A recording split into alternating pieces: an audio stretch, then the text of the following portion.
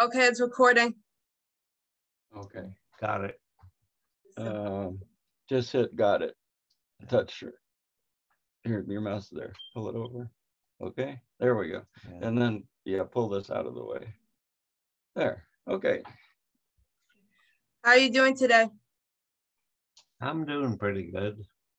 Okay, so is it okay if you could tell me your life before you entered the war? I say again. Is it okay if you tell me your life before you left for the war? What about leaving for the war? Is it okay if you could tell me your life before you left for World War II? Well, of course, I was raised on a farm. Newcastle was my home of record. That's where I went to grammar school. And then I went to high school here in Auburn. And I knew that I wanted to fly. And there was no way I could do that without help, you know. My parents couldn't do that. So I looked up the requirements, peacetime for the Navy and the Army. We did not have a U.S. Air Force at that time. And I found out that I had to have 2 years of college. I had to be 20 years old and physically fit and unmarried. So I found a junior college to go to, Sacramento Junior College. And it was kind of a technical course. It qualified me to be an aircraft mechanic if I wanted to go that way. And I did have that with my backup plan. So while I was there, they had a great program in my senior year where the government paid for me to get my private pilot's license without any commitments. And so for $9.50 for an insurance policy for my parents, I got a private pilot's license. I learned to fly in a Piper Cub, a very simple, low horsepower private airplanes. And so I'm kind of on my way. And our whole class went to work for the Sacramento Air Depot. They were hiring up anybody that could turn a wrench to build up the depot, and that was good experience for me. I was a junior aircraft mechanic, but I'm on my way and I'm learning more every day. So everybody knows where they were on December 7th, 1941. Mm-hmm. We were the young guys on the job, and so they put us on the graveyard shift. And I had just gotten on days. I don't know, not very long. And the foreman came around there Sunday morning, late Sunday, and says, hey, you, Bud Anderson, go home, come back at midnight. The Japanese have just attacked us at Pearl Harbor. My God, I didn't even know where Pearl Harbor was. So I was still 20, I was still 19, so I had to wait another month, January, and I went right to the recruiting office on the air depot there on my birthday, January 13th. And a few days later, I'm on my way to train and then go to war.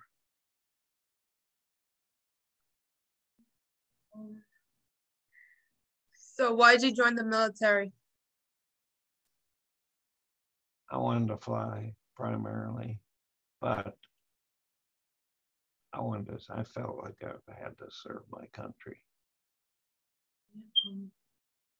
What was the training like for you? My training for, to get ready. Okay, I had to go through the flying schools as a primary flight school, a basic flying school, and an advanced flying school. So I joined the service and see the world. Where do you think my first flight school was? It's in San Diego, California. And stayed there and flew it was the military was trying to build up as fast as possible 225 pilots. And so they were hiring flight schools, almost anybody that could train. It's kind of and don't let safety get in the way of progress.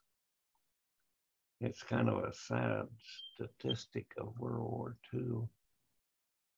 We killed more of our pilots in training than we did in the war. Not many people know that. And so I fly this Ryan PT-22. It's an open cockpit.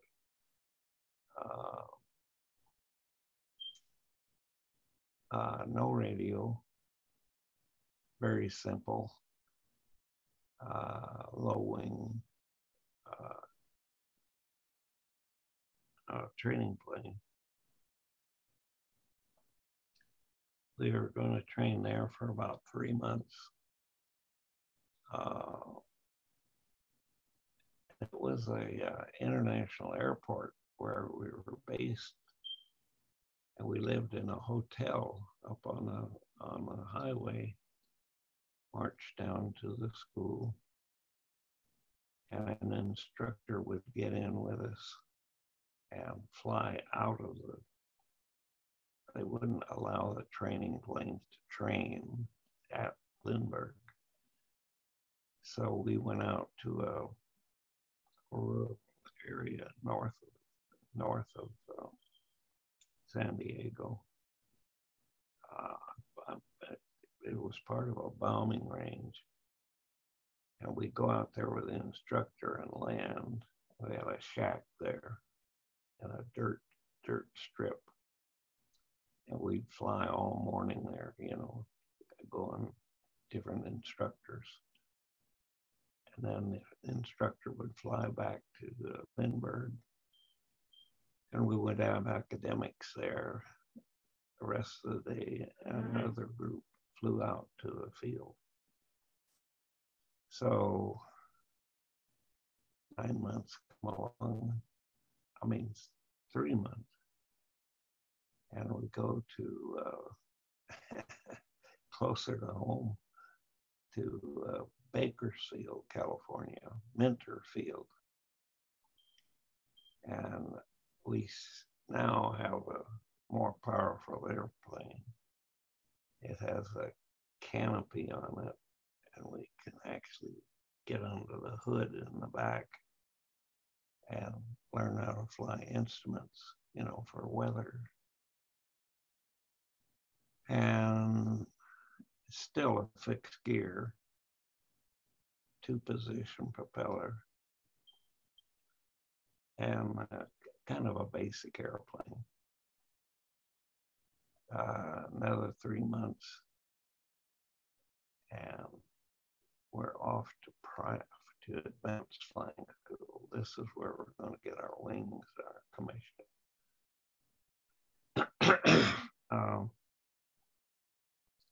Luke Field. It's still an active airfield in the Air Force today. Here we flew the AT-6, North American AT-6. Now that had a retractable gear and a way more powerful engine and a canopy and a radio, and we kind of did the same stuff over and over and over. More formation flying now, night flying. And we even actually shot the gun. They had a machine gun in the trainer. You could shoot at ground targets. It was pretty simple, but we did that. Then on the 29th of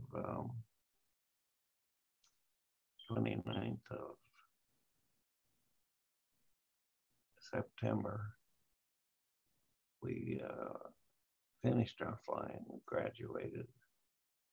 Those of us that didn't get washed out. And we got our silver wings and our second lieutenant bars. So in those days, we needed pilots, all kinds of pilots. And I'm in the first wave of, I'm in the first wave of the big effort to get more pilots. So if you could convince your instructor that you'd be a good fighter pilot or whatever you wanted to be, your chances were pretty good at getting that opportunity. So I wanted to be a fighter pilot. Not sure where that came from. Probably watching the Battle of Britain on newsreels. However, I thought if I flew in a single engine, single cockpit fighter, I would be the pilot, the navigator, the radio man, the gunner, the bombardier. I would be all of those functions. And I would not have to depend on a 10-man crew to get the job done. I also thought fighters were a little cooler than the bombers. So sure enough, I got that. I went to the San Francisco Bay Area to a fighter pilot replacement pilot fighter group. And we trained there for about 3 months. And then you went off to the war and fought with the fighter group somewhere in the world. So when that time came, they came by and they said, "Oh no, you're not going to combat group. You're going to go to Tonopah, Nevada, and you're going to join the 357th Fighter Group that's being activated for World War II.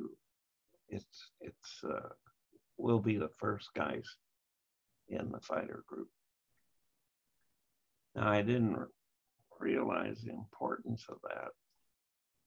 That would mean I was going to be on the ground floor, and I'll at least be a flight leader when the time comes to fight. So we go to Tonopah, and I'm a flight leader. I think there was 6 of us, pilots that went there. The commander and the operations officer and the 4 flight leaders. So it was good for promotion. It was good for a lot of things. But one of the best things it gave me was another training cycle. And then in that training cycle, we'll be teaching the new pilots from flight schools how to, we're going to check them out in the P-39. That's what we flew. And that's what we flew in the right out of flying school.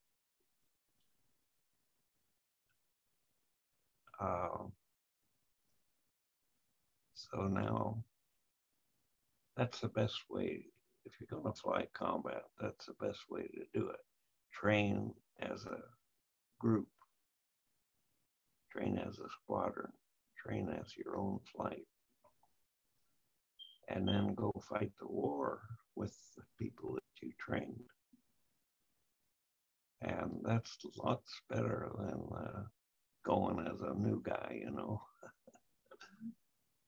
So we wonder where we're going to go. The P-39s were being used in North Africa and in Southeast Asia, South Pacific. So the day comes and we get on a troop train, head for we've been in California, but moved to Wyoming for our final training. We get on a troop train and head for Camp Shanks, New York. We get on one of the biggest ocean liners in the world, the Queen Elizabeth. You've heard of the Queen Mary, probably, because it's a very large civilian ocean liner, taking people all over the world. And it carried, I think, 15,000 American soldiers, fighting men, one fighter group and a whole army division, I think it was. And we kind of wonder where we're going. And somewhere in there, I don't know where, on the troop train or Camp Shanks for sure, we got the word that we're going to England and we're going to get a brand new P-51 Bravo, the one with the Merlin engine in it. And now, my gosh, we haven't even seen a Mustang, let alone fly one. And so when we got to the theater, they're bringing the planes over on boats, and not all of them at once. And we go up to the port and find the crew chief, and he would help the guy start it, and we bring it home, then check out the next guy. Kind of a do-it-yourself thing. There was one other fighter group, the Pioneer Mustang group in England at the time. And they were in the 9th Air Force to go, whenever they had the invasion.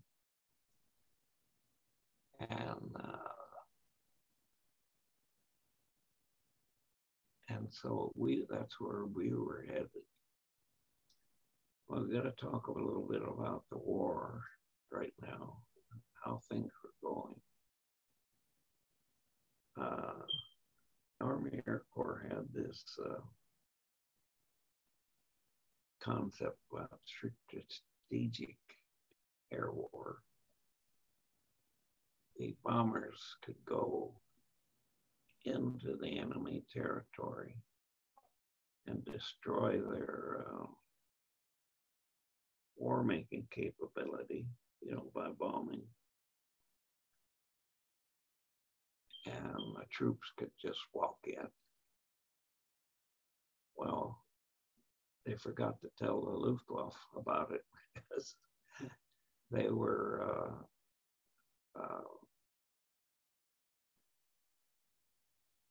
racking such heavy losses against the bombers that they stopped bombing and had a halt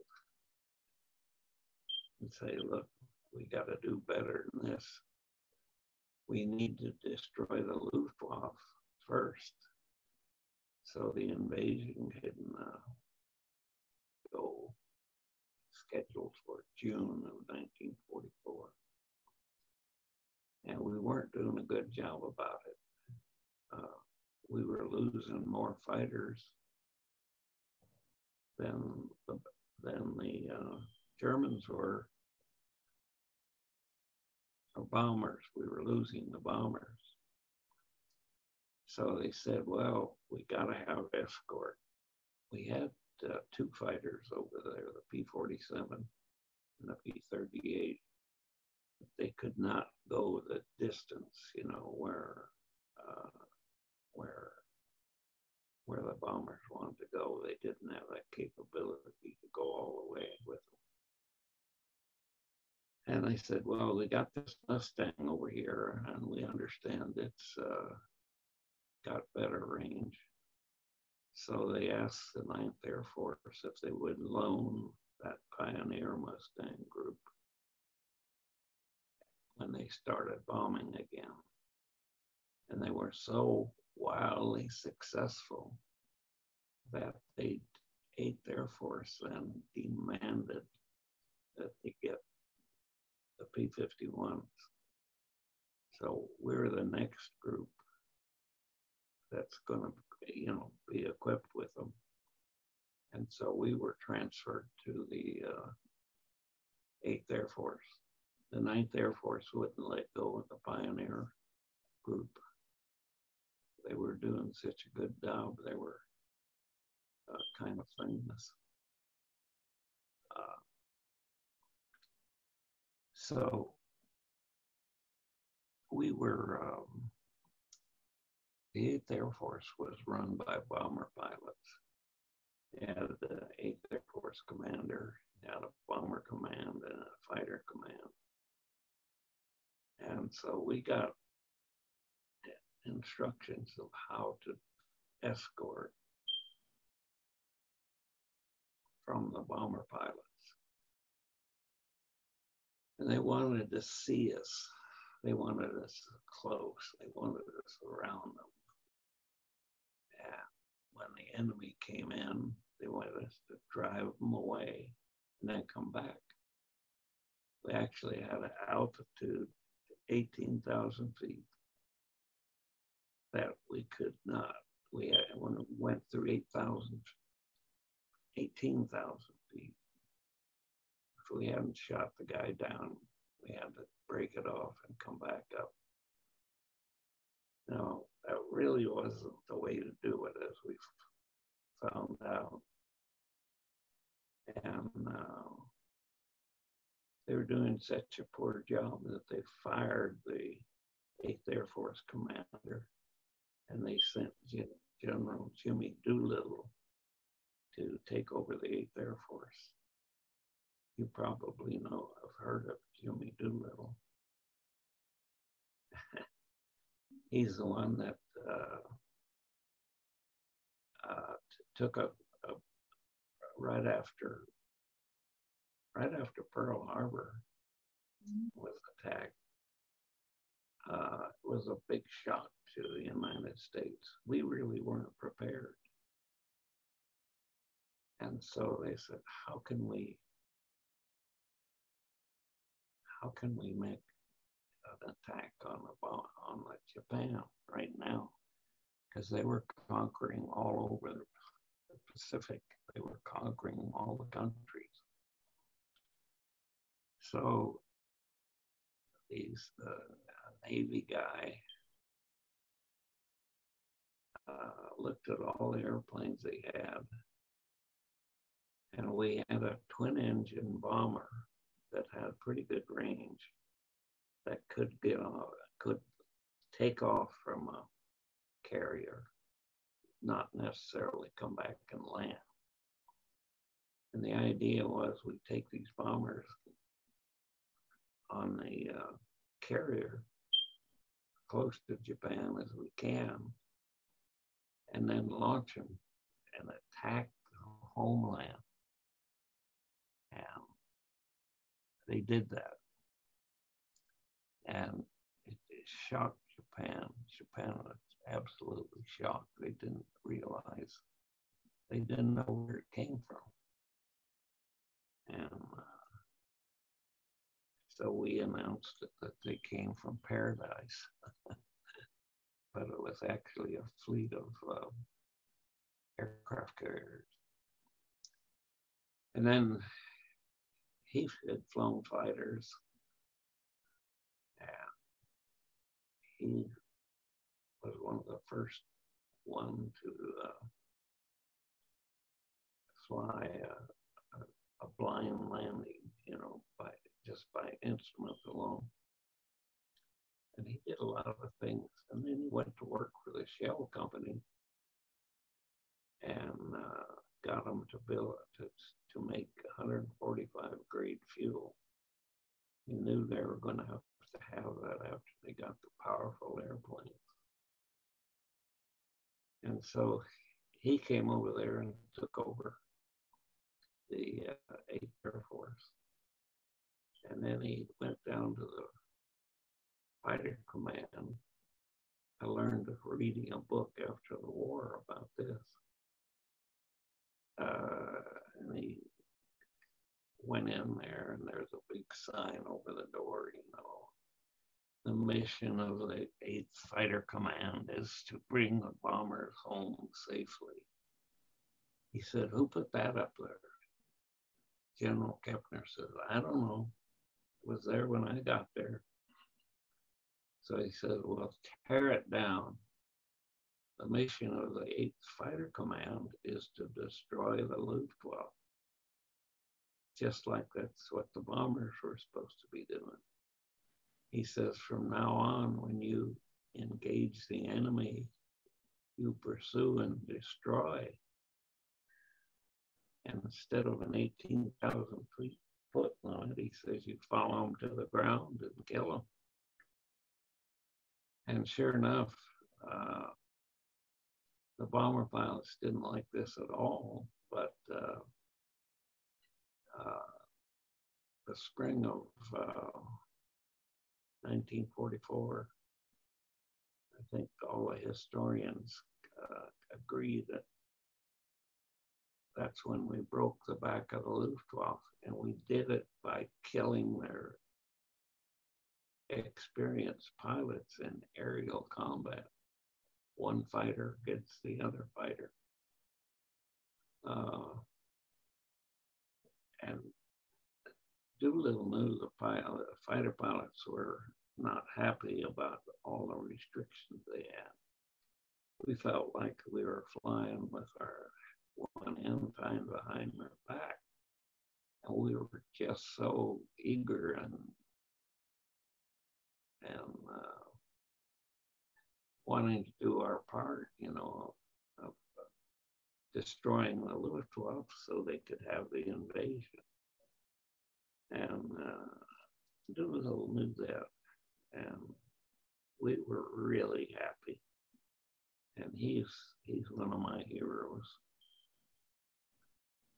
So I told you our pilots are getting checked out in the P-51. And it looks like everybody will get 1 or 2 flights. We won't get much time in the airplane, but we've got a lot of flying now. We trained as a group. And so once we flew the P-51, we were delighted. We didn't care. It was such a good airplane, and we knew it. So I was very lucky. The group commander says, Captain Anderson, I was a captain by then, you're going to go to the Royal Air Force Central Gunnery School, fighter gunnery school, the instructors school in aerial gunnery. And instead of flying the Spitfire, you take a Mustang and go through the course. So I got 35 hours in the Mustang for combat, where many people only got 2 or 3 flights.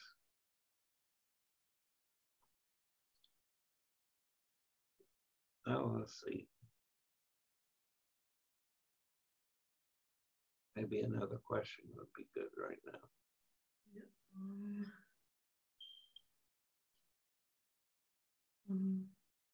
Is there a battle or a fight that you remember? Is what? Is there a battle or a fight that you remember? Oh, aerial combat, yes. I probably should have just pressed on with that.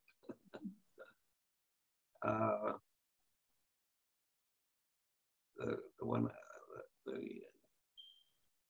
best dogfight I ever had was it was in May of 41, and we were still seeing a lot of enemy airplanes, and I'd already shot down, I think, 4 or 5. And this mission was down in southern Germany, and it was a bomber escort thing. And P-51, my flight of 4, was attacked by a flight of 4 ME-109s. We're covering the bombers. We still left fighters with the bombers because that's what the enemy fighters are trying to, that's the bait, shall I say, for the Germans. But that let us take some fighters and go out and look for these big formations that were forming up, 100, 200 Germans that were forming up to attack the bombers. And we'd break them up before they could attack. And that was really good. But this day, we're back covering the bombers. And I hear that they're being attacked up front. And so I'm in the second flight of 4. And so we had to make a hard turn and fly up the line of bombers. They flew in these big formations, 3 bombers at a time, 3 here, 3 here, 3 here, about 60 of them, 60 more, 60 more, 60 more. far as the eye could see, the bombers were going. You know what? Do you know what contrails look like? Well, you probably seen them, but didn't know it. You see those white things going in the sky, usually pretty up high, and in the winter time they're heavier. They're condensation trails. The engines produce heat. That's in cold, very cold weather up there, and that turns to a white vapor. And we called it a contrail. And the bombers would leave contrails, and they, with these 800-900 bombers, they'd make their own overcast almost. But it had to be a tremendous sight from the ground. I would think.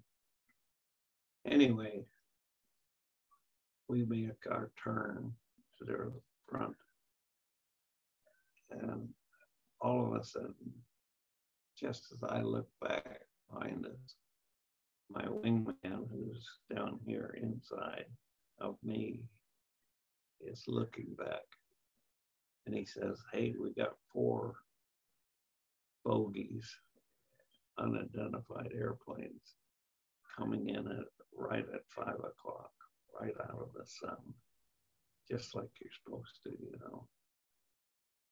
So I take my flight of 4, and I make a very hard turn into them to break their attack, go head on with them.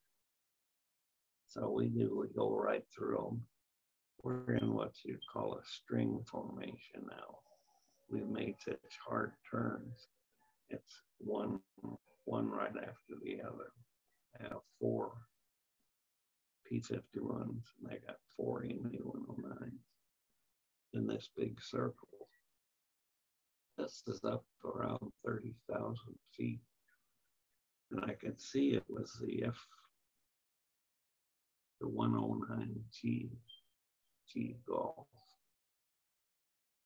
And that was their best high altitude fighter because it had a big bump on the left side of the airplane where the supercharger was, that high altitude supercharger. Now we got 4 MA-109s and 4 Mustangs going around the left hand circle. I thought they'd just go through us and go down after the bombers, but no, they want to fight with us. So we're going around. After about 2 turns, I'm gaining on them. P-51 was a better airplane at high altitude than my 109, even their best one. And so they see this, and so they roll out and fly back into Germany very level. They're going to try to outrun us. Well, our best, highest speed at best altitude was about, I don't know, 40 knots faster than they were. It's that good. So we're kind of gaining on these guys now in this level flight back in toward Germany. And the number 4 man starts to climb like this. Well, if we continue, we're going to fly under him, and then he can drop down on him. So I told my number 3 and 4 man to go chase him, and I'll carry on with the 2 of us who go after the 3. So the way you want to shoot an airplane down is you want to get right here, what we call 6 o'clock. 12 o'clock would be your nose. 3 o'clock, 6 o'clock, 9 o'clock, primer. And get right here at 6 o'clock, close in under 300 yards and fire. And that's what I did. And I got hits all over him, and he starts smoking badly. And pretty soon he's gone down, and I go after the two. My wingman, and I go after the two. Well, one of them rolls over and runs. The other guy makes a hard left turn, climbing. And I'm closing so fast on him, I'm here about 90 degrees. So he sucks us in. So I just pull up and cross over his path and climb, and then look back and see what he's going to do. Hoping he's going to dive, and I just drop on him. But he didn't. He was a pretty good pilot. He rolled back toward me and got underneath me. And I got nothing to do but pull up and try to outclimb him. I see him slide over this way. Oh, what that meant, he's after my wingman. So my wingman is probably a little more vulnerable than I am. But he's still out of range. And so I tell John, my wingman, you better take some evasive actions because he's getting on your tail. So he did, and he's rolling and diving. And sure enough, the German follows him. Well, that makes me the number 3 guy there. And I'm following the German. He sees that, and he levels out, comes around this hard climbing turn again. You lose a lot of energy when you aggressively turn into a turn like that. And then you have to roll over and come back after me. He's lost a lot of energy, and he's lower than I am. So now he's after me, but he's got to get his nose up here to fire, and he's down here under me. So I just pull it up steep, steep, steep. And sure enough, he starts wobbling around, and he has to kick it off. He stalled. Well, that puts me right on his tail again, but out of range. So I'm diving after him again, and he does the same thing. Hard left. I'm climbing out, zoomed him before, so I thought that was safe. I don't like a guy behind me though. And anyway, he's back here down, and we're both just going like this. And I get up here, and he stalls again, drops away, and I'm on his tail again. Now this time, it wasn't quite 90 degrees. It was more like 60 degrees. So I say, I'm thinking, I'm going to pull inside this time and see if I can get a shot. So I pull in, and sure enough, looks like I'm going to make it. And so he rolls out and pulls up, and I pull up behind him. Now we're going up, and he solved the angle by turning into me and then pulling up. So I'm right here. I get within range. I fire a little burst, and I see a tracer kind of going by his right wing, kick in a little left rudder, then pow, I hit him all over the cockpit, engine, all over the center of the airplane. Well, we were going almost straight up when I got him. And I can remember the smoke was just pouring out of him. And his propeller started just a windmill, and I shot up right alongside of him. I quit shooting and come right alongside of him in formation.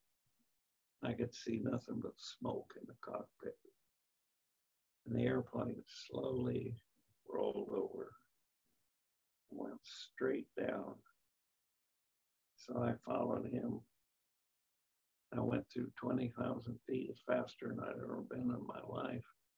I was going too fast, so I come back on the throttle and started a spiral rather than a straight dive.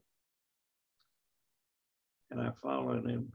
He was just leaving a black smoke, gosh, 1,000 feet long, maybe a couple thousand. And he gets lower and lower and lower. It looked like he was under control, you know, so I thought, well, he's going to pull out somewhere down here. But I see his shadow on the ground. His shadow is coming along like this. And here he is leaving the smoke behind, which is causing the shadow. And pretty soon he and his shadow met on the ground. He went straight into the ground from 28,000 feet. Tremendous explosion. And I got my flight back together.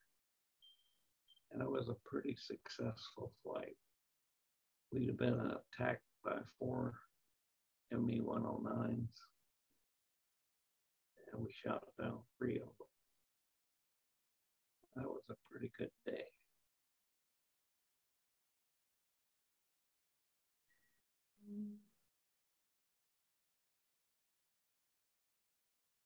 Yeah, did you have any friends that were lost in the war? Yes, too many. You have? Yeah, we lost half our original squadron, 28 pilots, and then you get replacement pilots to come in. When the war was all over,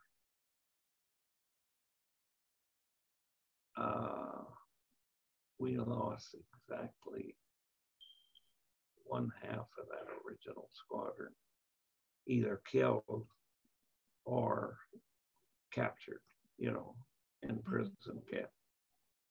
That's pretty high casualty. Yeah. I can tell you one particular story. I lost 2 guys in my flight that I've become really good friends with, Eddie Simpson and James Browning. They were both killed in the war.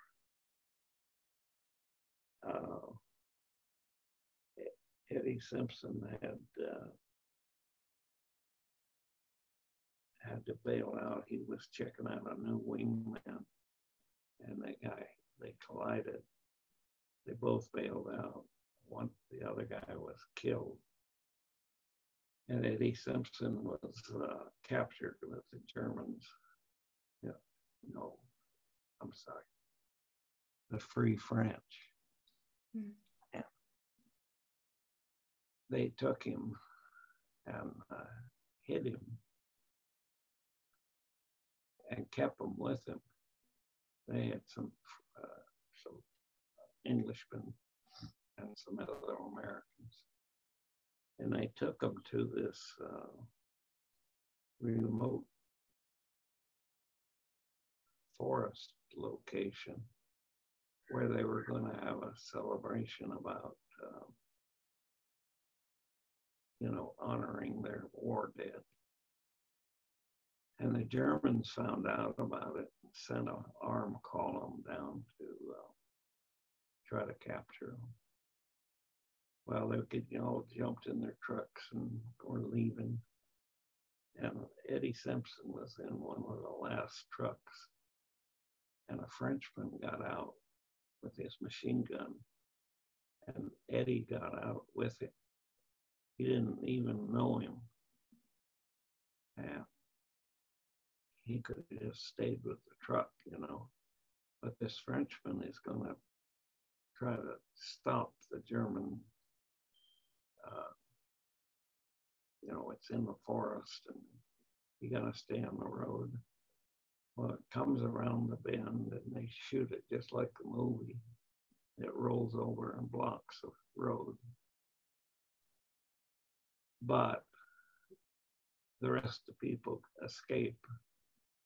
But Simpson and this Frenchman are there and they're out of ammunition now. And the Germans came over and shot him right between the eyes. So that was Eddie's demise. Jim Browning was later in the war. He was on his second tour. And he got in a dogfight with the German jets, the Messerschmitt 262s. And they were making head-on passes at each other, playing chicken. And they collided. And both of them were vaporized. And those guys, now I like those guys so much. I named my son after them. James, Edward, and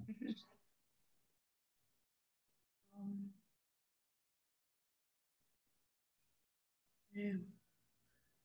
Was there a concentration camp that you liberated?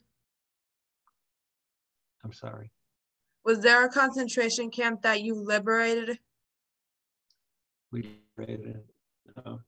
We didn't liberate the camps. That's what the army did. I mean, the ground troops, the infantry.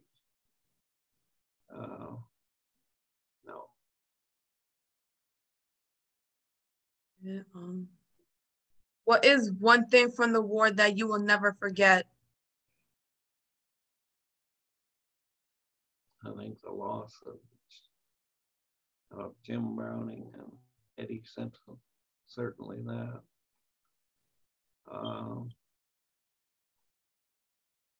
I think learning about the death camps is one of the things I never saw them and I wasn't in one, and, but that was a terrible thing they were doing, trying to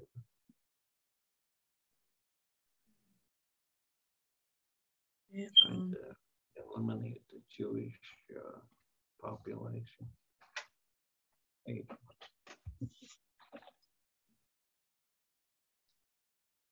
Sorry, go ahead. Were you injured during the war? No. As the story goes, I never even took a hit from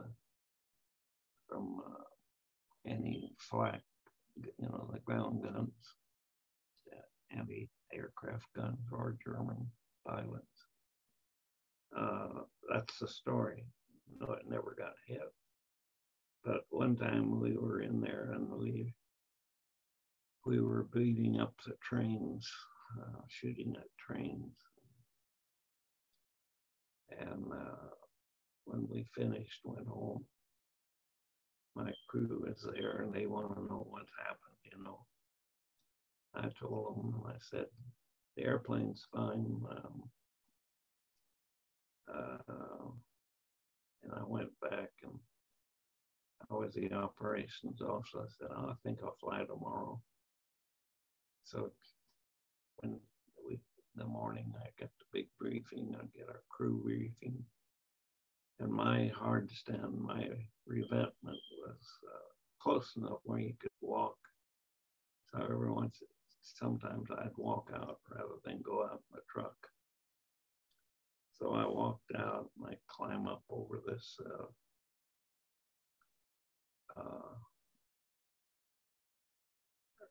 revetment, and I told my crew that I would like to have it. No, this is the okay. So I climb over and go down in. They said, "Hey, come here." They showed me out on the underside of the left wing, just outside of the landing gear fairing. A hole had gone through it. Was like probably a rifle, and they didn't even patch it. They just cleaned it out, got it all clean. It didn't come out the other side. And then they took a British shilling coin and shoved it in there, pounded it in, and then filed it off. And that was the patch. So I did get hit once. Right. How did you celebrate the end of the war? Yes, I was home. I went over there. I did a first tour. I was the first one in the group to finish a tour. So I finished that tour and volunteered to come back, and went home for 30 days, and then returned, flew another tour in January of 45, and then I went home for good. And I was in the training command and stayed there, and the war ended while I was there in Texas. Okay. Were you involved in the military after World War II ended? I stayed in the service. In 1948, it became a U.S. Air Force. And I stayed in it until I had served 30 years. When were you discharged? In February of 72. 1972, yeah. Had the rank of full colonel. Were there any medals or awards that you received? That I would what? Were there any medals or awards that you received? Yeah, I had 26. 26. Can you say that again? I had 26 decorations. What medals did you receive? All 26.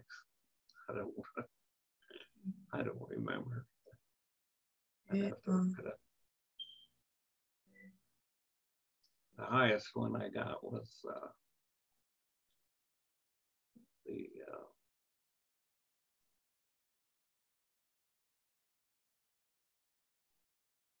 Order of Merit, I think it was. I got 5 DFCs and 16 air medals, and then a whole bunch of ribbons too, theater ribbons. And then that goes into Vietnam, and I even have that Vietnam medals. Wait, you went to Vietnam?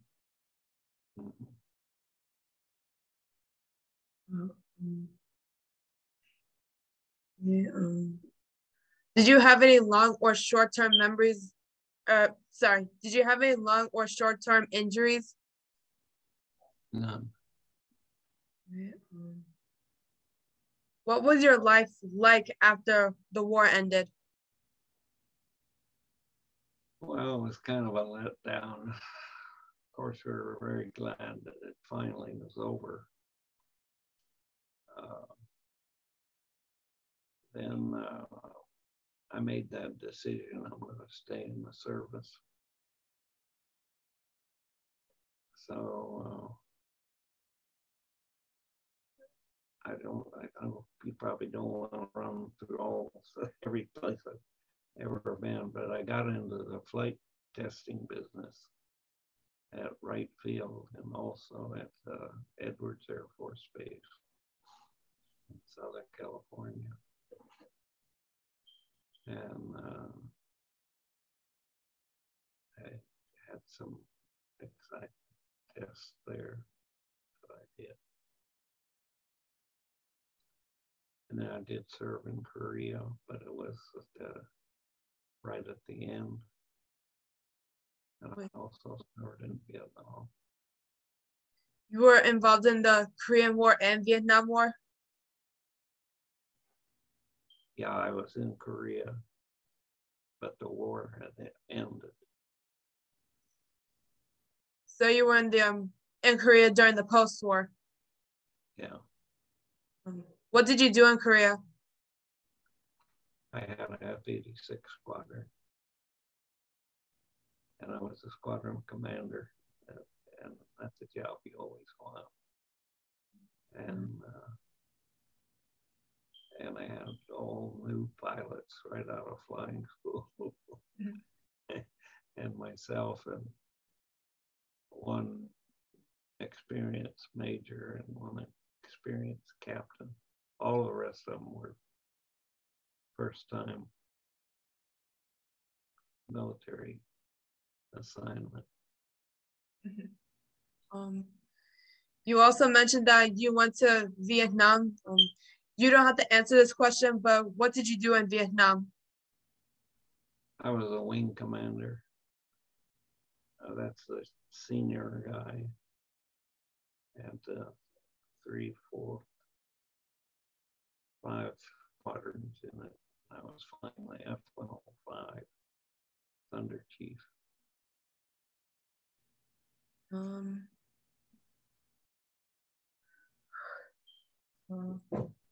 So after you were discharged, were there any ceremonies that you went to honoring you and other war veterans like yourself? Any what? After you were discharged, were there any ceremonies that you went to honoring you and other war veterans like yourself?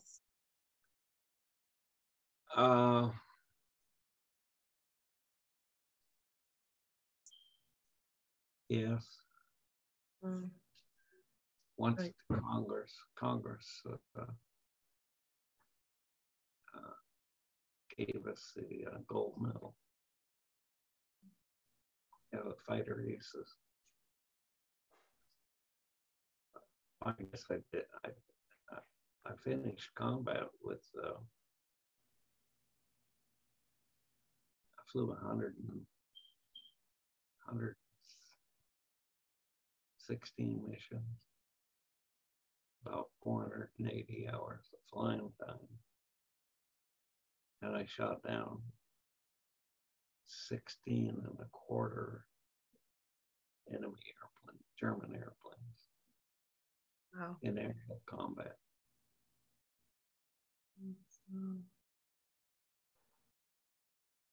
Okay, that was all my questions. Hi, Shelby. I'll send you some pictures if you'd like to go with your report, or okay. If you'd like those. Thanks for your interest in my dad. You're welcome. Mr. Bud Anderson, thank you for your service in the military. Thank you. Thank you. All right, Shelby. Thanks a lot, Shelby. You're welcome. Bye. Bye.